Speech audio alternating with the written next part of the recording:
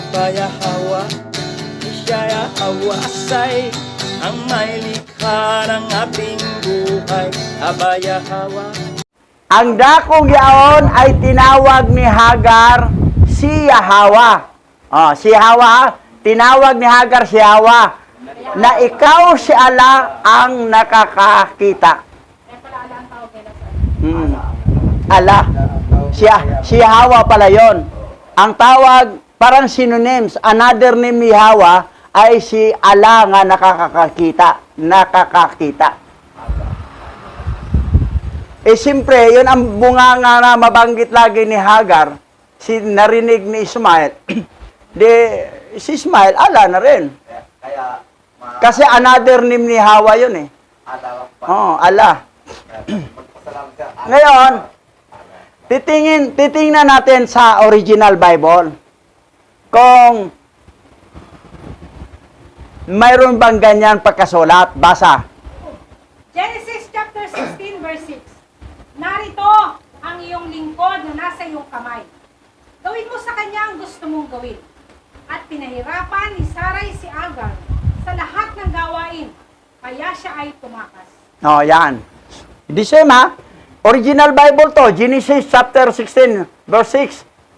Genesis chapter 16 verse 7. Sinalubog siya ng anghel ni Yahwa sa tabi ng isang bukal sa disyerto, malapit sa daan patungong Sur. Yan. Tuloy, another. Genesis chapter 16 verse 8. Hagar, alipin ni Sarai, saan ka nang galing at saan ka pupunta? Nagtanong ang anghel. Tumakas ako sa aking amo, sagot ni Hagar. Yan parehong story Tuloy. Genesis chapter 16 verse 9. Sinabi ng anghel ni Yahwa, bumalik ka sa iyong amo at magpakumbaba ka sa ilalim ng kanyang mga kamay. Yan. Pasakop siya, hindi siya magyabang. Tuloy. Genesis chapter 16 verse 10. Ang anghel ni Yahwa ay nagsabi, pararamihin ko ang iyong mga supling upang hindi ito mabilang dahil sa bilang. Yan. Genesis chapter 16 verse 11. Malapit ka ng mga anak at tatawagin mo siyang Ismael dahil dininig ni Yahwa ang iyong reklamo. Yan. Tuloy. Genesis chapter 16 verse 12. Ngunit ang iyong anak ay magiging mailap, tulad ng isang asno. Maraming mga kaaway ng lahat, ay hindi makikipag-ugnay sa mga kamag-anak. Ito That's why ang lahi talaga ni Ismael, marami siyang kaaway talaga. Kasi ang binanggit lang pangalan, ang synonym sa ni Yahwa si Allah na nakakita, si Allah. So biro mo, maraming mga kaaway ng lahat at hindi makipag-ugnayan sa mga kamag-anak. Kamag-anak niya ang mga Hebrew Israelite, pero hindi makipag-ugnay.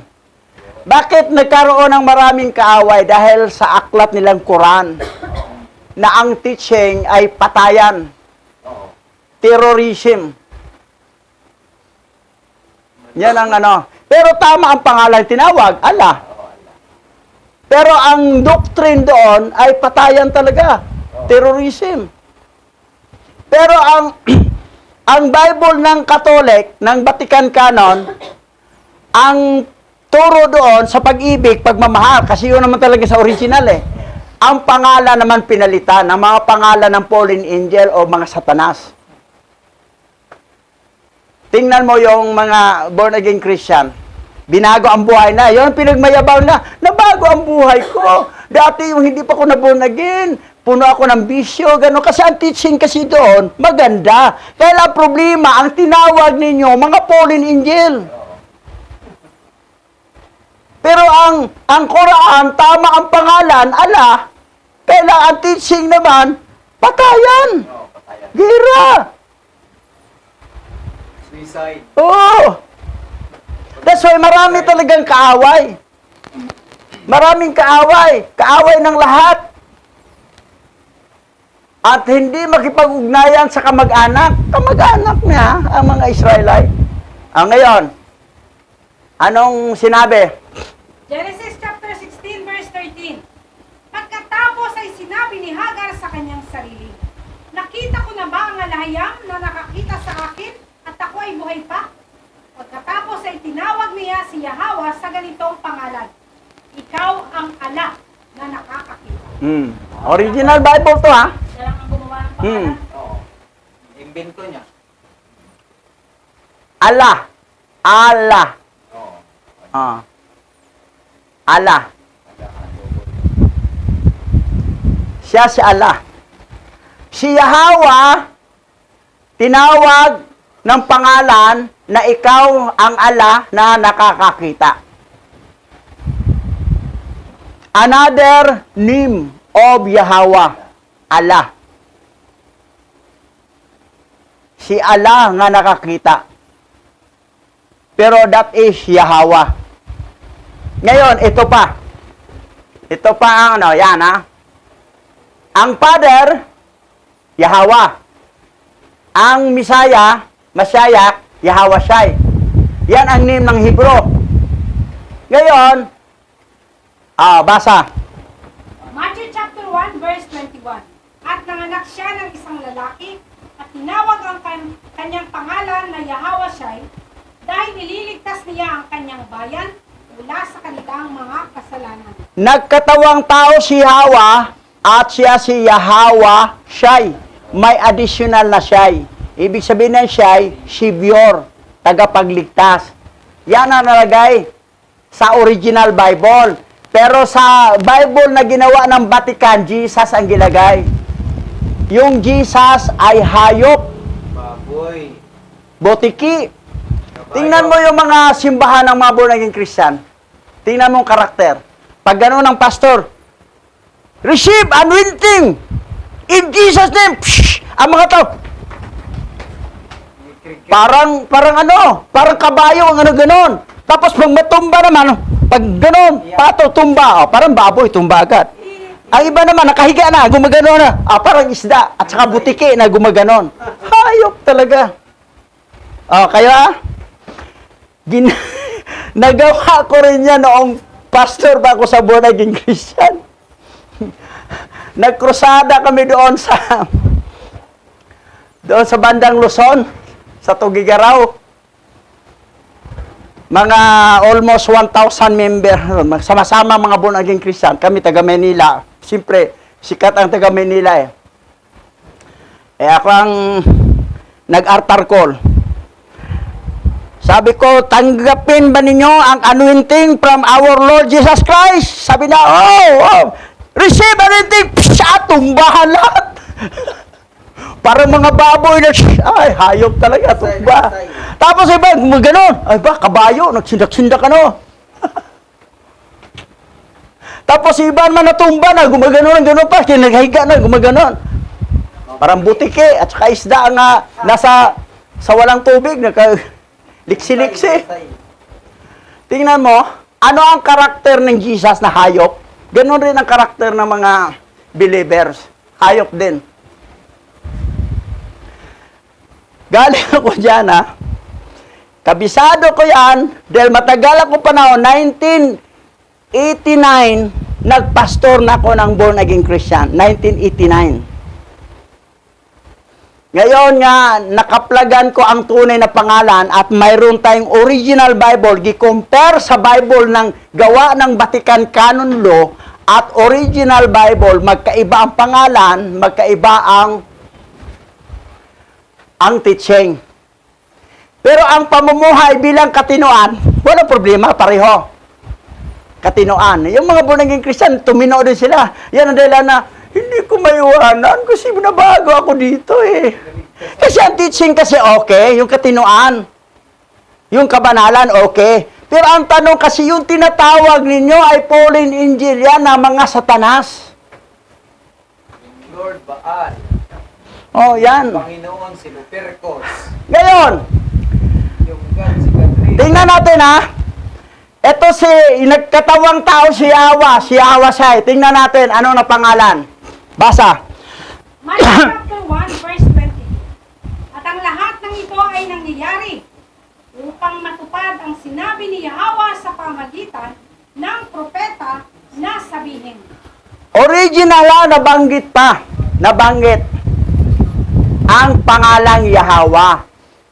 At ang lahat ng ito ay nangyayari upang matupad ang sinabi ni Yahweh sa pamagitan ng propeta na sabihin, Yahweh, ito, Yahweh.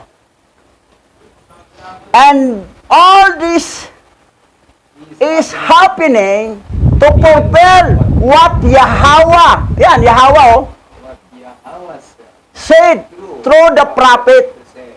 to say. Nabanggit ang Yahweh kahit sa New Testament sa Matthew chapter 1 verse 22. Ngayon, anong kasunod na banggit? Basa. Matthew chapter 1 verse 23.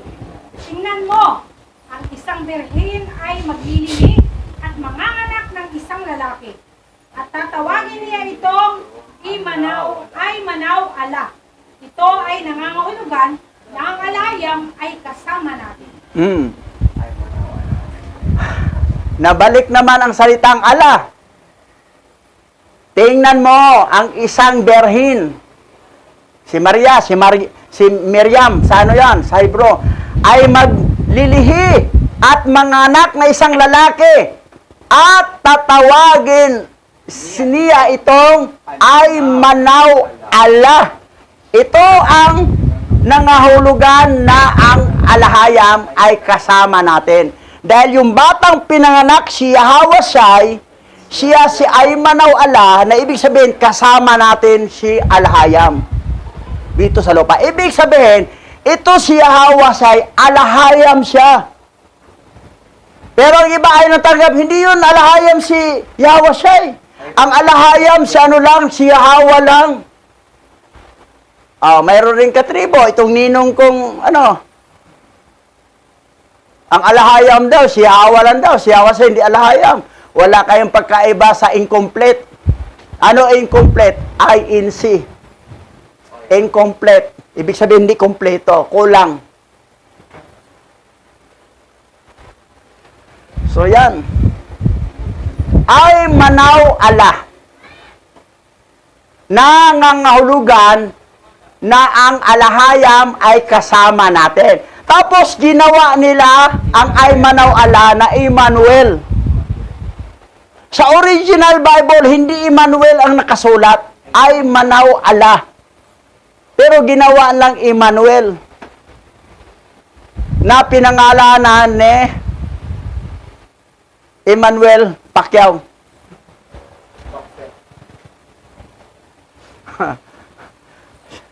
Pamangkin ko rin, si Emmanuel Alima.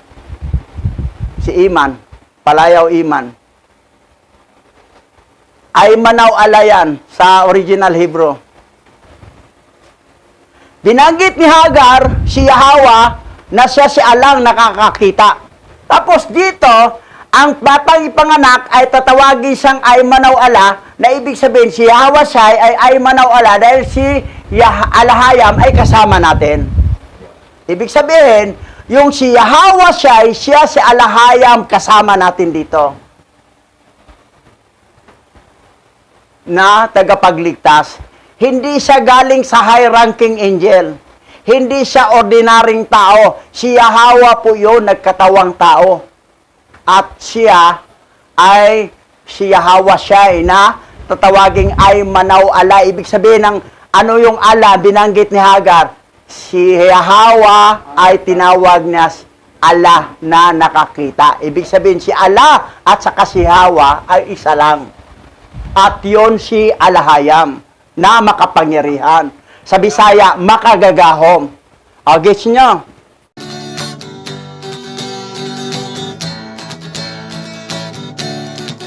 Aba Yahweh, siya Yahweh say, ang may likha ng ating buhay. Aba Yahweh,